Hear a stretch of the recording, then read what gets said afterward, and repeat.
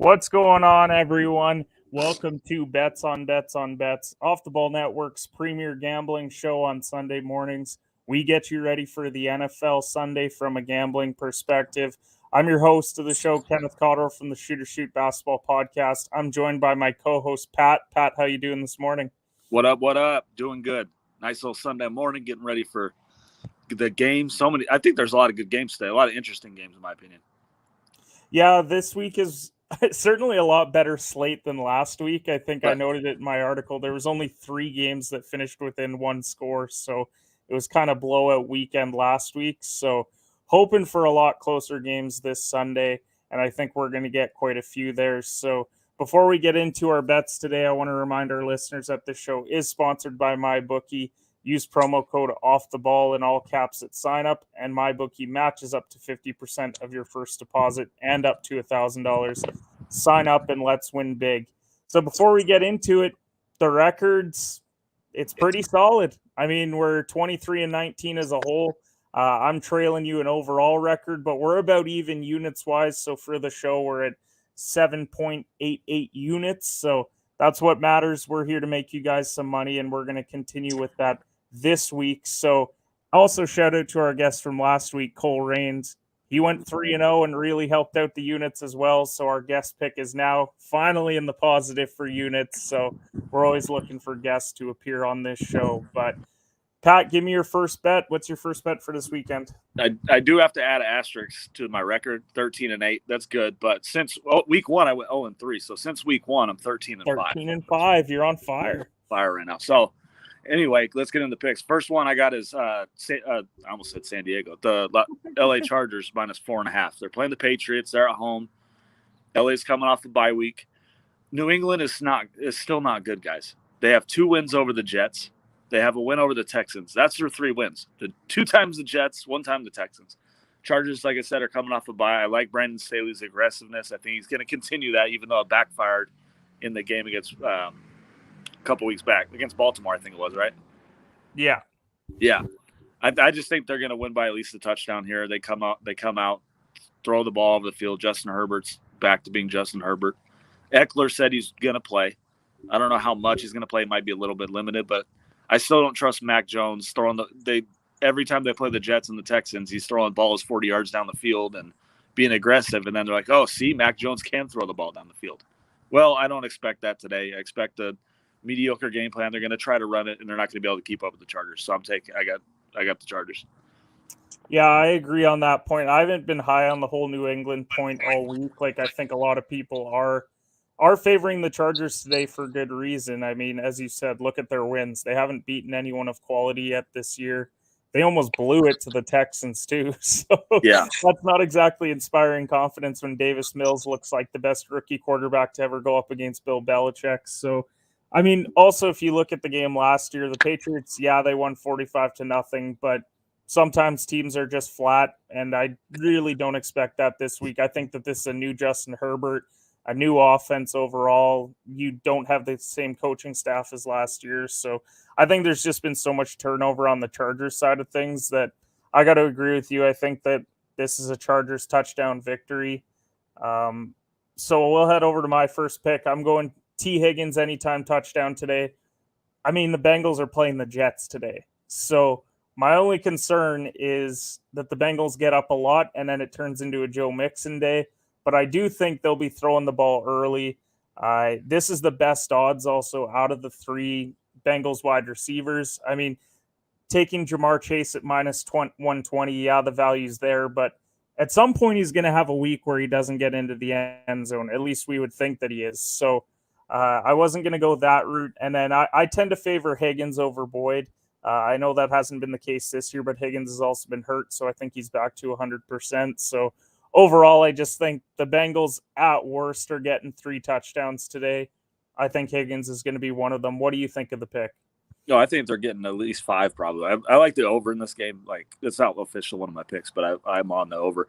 I think you could probably make money betting all 3. Just put one, a unit on each of them. You'll probably get 2 out of 3 right, and then you profit. But yeah, no, I like the Higgins play, especially at plus money. I think the Jets, I still don't understand how the Bengals defense is just all of a sudden just lights out. So That's where the only hesitancy I have on Cincy. So I think the Jets could maybe score 10-17. I don't think they're just going to get shut out. I think it's hard to get the Bengals coming off a huge win. It's going to be tough to get up for the Jets. So maybe they fall asleep a little bit. Maybe they fall behind like the Rams did last week. Maybe 10-0. I don't know. It's the Jets. So I don't know if they're capable of scoring, but if they fall behind, then they're going to be throwing the ball. So I expect a couple touchdowns out of the wide receiver core. So I like the play. Yeah, like I don't think that Burrow has a monster day because I just think, as I said, they're going to get up and then it's going to turn into Mixon and P. Ryan and whoever else in that backfield. So overall, I think he is going to end up with like 2, maybe 3 touchdowns today, which, as you said, if you want to hedge, you can always take all 3 of them. You can probably make some money there doing that. So I'm favoring Higgins, though, as far as the value at the plus 110, it's the best odds out of those 3. So what's your second bet for today? I'm going back to my trusty Steelers. I've been kind of right about them all year. They've been making me a little money. I still think people are down on them. I know their offense has been terrible. Their defense has been pretty good. Mike Tomlin's 10-4 off buys in the last 14 years. He's won 4 years in a row. He's won outright, and they're 4-point dogs against Baker Mayfield, who has a torn shoulder. He's just beat up, and he's going to try to play through it. Chubb's probably still a little beat up. He's supposed to play, but I just think it's going to be a grinded out game, and I think Pittsburgh can maybe win outright, but I'll take the 4 just to be safe. I like winning, so I'm going to take the 4. And like I said, Tomlin, I'm going to trust Tomlin off the bye. I think Tomlin's a top 5 coach in the league. The Steelers' defense is still there, and he's going to keep it close and possibly win outright, but I'll take Pitt. Yeah, I agree with you on taking the 4 points. This is just a game that if I had to bet it, I would take Pitt plus 4. I kind of faded it altogether. I think it's whoever wins by a field goal anyways, just because it is that division game that it is important for both teams, because obviously we know that the Ravens and Bengals are ahead of them right now. So the winner of this one kind of jumps back into that playoff hunt. The loser probably, they would have to go on a bit of a tear here in order to make playoffs. So overall, I do like the bet, though. I think Pitt's defense, especially, like, as you said, Baker's not 100%. He didn't play last week. We know that Chubb isn't at 100%. They're still without Kareem Hunt. They don't know how to use Odell Beckham Jr. Jarvis looked pretty banged up last week, too. I don't know if he's a go yet today. So I would assume that he's playing, but he can't be at 100%. So overall, the Browns are hobbled. The question is, how much can Cleveland's defense be a factor in this game? So overall, I do like the bet, though, of Pitt plus 4. If I had to bet it myself, I would be going that route as well. My second bet, I'm going Carolina money line at plus 140. I mean, Atlanta's kind of like the Patriots to me, where it's like they beat Miami on a last-second field goal and they beat the Jets by a touchdown, but it wasn't a pretty win by any means. So I think the Falcons are being a little bit overvalued here. We've seen them this year get absolutely stomped by a lot of teams. Now, Carolina, that being said, they've lost 4 straight, so they're not exactly coming in rolling into this game. I mean, the fact that Sam Darnold got replaced by P.J. Walker last weekend is a bit concerning for me. But this is one of those division games that I think Carolina's going to figure it out this week. If they're going to figure it out, it has to be against this Atlanta defense, because this is not a great defense that Atlanta has. Obviously, still no CMC, but I wasn't going back to the DJ Moore well. He's burned me enough times already on this show. So I will, however, take the Carolina money line. Plus, at plus 140, I think the value's there for what I would view as kind of a division toss-up game. What do you think of it? Yeah, you said it. I mean, Carolina's lost 4 in a row. I did just trade for DJ Moore in one of my fantasy leagues, so I'm hoping he bounces back, because he's been kind of down the last couple of weeks since the Dallas game. But it's kind of the same feeling you have about the Pittsburgh game. If I had to play it, I think I would take the value at the plus 140, just because I think Carolina can win. I'm a little disappointed in their coaching staff. I don't know if they're well coached or what, because like you said, they benched Sam Darnold last week. They came out before the game and said they're going to commit to the run and try to establish that game, but then they immediately just didn't do that last week. And I think Chuba Hubbard can play, and I think that's why DJ Moore's been struggling. Obviously, CMC is a huge piece, and you mentioned Atlanta. They've beat some – I'm surprised they've won 3 games, but Cordell Patterson and Ridley's healthy. Kyle Pitts has been, everybody's saying Kyle Pitts has been a disappointment, but I think he's on pace for the best rookie tight end season ever still. So I don't know. This game's kind of a toss-up to me, but yeah, I think if you had to pick something, I would probably take the dog just because I think it's going to be a close game. Yeah, and I just think, as you said, the value's there at plus 140 for two teams that, yeah, they're not exactly great right now. I think I would lean more so the Carolina route. What's your last pick for the day? And on that, I think I read Stephon Gilmore's making his debut today for Carolina. Ooh. So that's a little plus on the defensive side. He can match up. I don't know how good he's going to be or anything, but he can match up with Ridley. And, if he's back to his old self, which is probably unlikely, but he could probably make some plays for a much-needed secondary. My last play was, I'm taking Philly. I keep going back to this, and I keep losing. But they have to – their offense is too good to just keep losing like this. I don't know. They're playing the Lions, and I know the Lions have been a hot play for a lot of people because they've been in games. I mean, let's remember it took them a trick punt, 2 fake punts, an onside kick to stay in the game last week, and I think they're not just going to be able to keep doing that. I think Jalen Hurts has a monster day today. Devontae Smith. I think Kenneth Gainwell. I think he's shown the explosiveness on the offensive side. I think he's going to have a decent game. I expect a lot of points here, but I think Philly, 80% of the money's on Detroit, and I hate that. I think Vegas is onto something here. They're keeping the line at 3 pretty steady. I don't think they dip below that, but I think Philly gets a win today. Yeah, I've heard a lot of Detroit plays, and I think it's more so people are hopeful. People are hopeful that Detroit's finally going to get that win. They've played well. I mean, they haven't played terrible. DeAndre Swift has been pretty good, but I don't trust Jared Goff. I guess it's kind of counterintuitive because I'm saying I trust Philly, but I think Philly gets it. I have that gut feeling. Plus, everybody's on Detroit, so I'm going the other way. Yeah, everyone is on Detroit. I picked Detroit this week, but once again, I think it is just me being hopeful that, hey, they're finally going to get a win because I think Dan Campbell's a good coach. I think he's just not working with a lot there.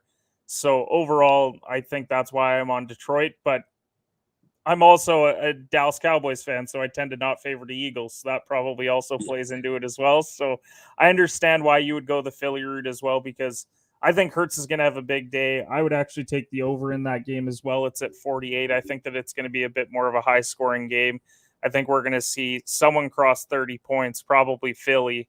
I could see 30-24 today, so I would favor the over in that game as well. My last pick, I never bet my team, but at plus value today, I'm taking Dallas money line at plus 135. This is all based off of the assumption that Dak's going to play tonight, which it's weird to me that they haven't ruled him out, because to me, I figured, look, if he's not going to go, then they're just going to rule him out already. And then but Vegas clearly sees something that I don't, because Dallas early in the week was like minus 1.5. It's since moved to, I believe it's plus 2.5 with Minnesota right now. So if I still think we could win this game, though, without Dak, I really do. And it's because it is primetime Kirk Cousins. And I will say Kirk's played great this year. He really has. Yeah. He's someone where past years, I think, have clouded people's judgment with his play, because he has played well for Minnesota this year. But I think if we can establish the run game, maybe create a turnover or two, we could still have an opportunity to win the game. So that's why I'm also going with Dallas at plus 135. I think the value is there because we have a turnover defense, which is something that could really benefit us. So what do you think of it? So I grabbed the Vikings early this week. I got them at plus 2.5, and then I saw the line move, and I would, if Dak does, I mean, I could see it going either way. I just think Minnesota is highly undervalued. I think they should be 5-1. You mentioned Kirk's play. He's a top 10. If a few things, like the kicker missed that field goal against Arizona, it was like a 30-yarder to win the game. They could very easily be 5-1, and Kirk's in the MVP conversation. He has 13 touchdowns, 2 picks. He keeps putting them. They keep putting him like against the wall, and he keeps delivering with 30. They almost lost against the Lions. They had 30 seconds left, 1 timeout, and he drove them down the field, got a win. He repeatedly keeps doing this, and they're so undervalued. I forgot about the whole primetime Kirk thing. That could come back to bite me, but this is the only one I kind of disagree on. I think Minnesota is going to get the W, but like you said, if Dak plays and you get plus money, that's not a bad bet at all. Because if he plays, there's not many times he's going to be a dog. especially against the 3-3 team. But like I said, I think Minnesota is massively undervalued. I think they're a good football team, and I think they just come out off. They're both off a bye. Dalvin Cook's healthy again. He had the week off, so I think I'd like Minnesota. But do you think the line's going to move even further if they rule Dak out, or do you think they're still going to keep it there? Yeah, I think it goes over to the 3. I think it moves over the 3 line. I think it goes to probably 3.5. That's kind of what I was thinking as well. Like, I do think that once he's officially ruled out, or if he's officially ruled out, then that's when it'll really move. I think that was Vegas just making sure that, okay, we're going to move it a bit so that way we don't give all these guys their Minnesota as dogs. And it could even go to 4, to be honest. I think if once Dak's ruled out, there is a lot of Cowboys fans though, so they might be, it depends on how the money comes in, but I think actually, I don't know about that. Dallas is a heavily bet team, so if Dak's out, I think Cowboys fans, you're even taking them without him. So I think a lot of money could come in on Dallas either way. So 3.5 is probably the most. I was going to say it could move to 4, but I don't think it'll get that far. So probably 3.5 though is where I'd see it going. But I would take. I'm laying off it now. I don't think I already bet it at plus. I already got plus 2.5. I'm not going to try to get tricky and try to get a middle and try to take Dallas money line and hope Dallas wins by 1 and cash boat tickets. So for sure. All right. Well, that closes things out for bets on bets this week. Be sure to go check out all of the great work over at Off the Ball Network. We've got all of our betting articles there. I know Pat does some great UFC stuff. I do a lot on the golf and NFL side as well. We've got a ton of great content over there. Check out Pat's show, Say It Out Loud Sports. Check out my show, Shoot or Shoot Basketball Podcast. And we'll see you guys next Sunday for some more bets.